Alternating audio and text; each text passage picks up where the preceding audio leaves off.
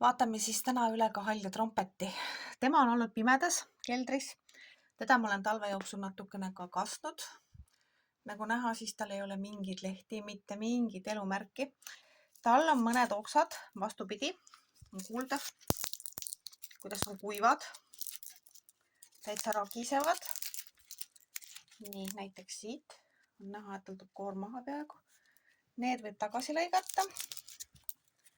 Selle osa ma jätan. Ütleme nii, et ta näeb välja väga hale, aga ei tasu lasta ennast temast petta.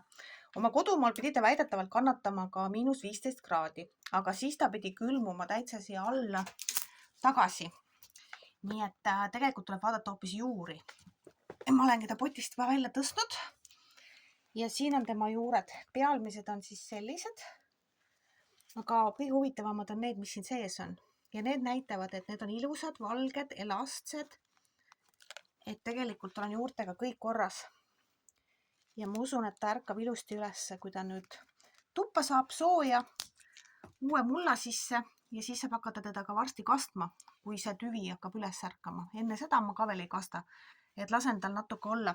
Ja siin on täitsa näha, et mullapall on tegelikult ka seest kergelt niiske, kuigi ta tundus mulle pealt täitsa kuiv, sest et kui ma katsusin neid varsi ja neid niimoodi krabisedes kuulasin, siis mul oli küll siuke tunne, et ta on täitsa ära kuivanud, aga tegelikult ei ole.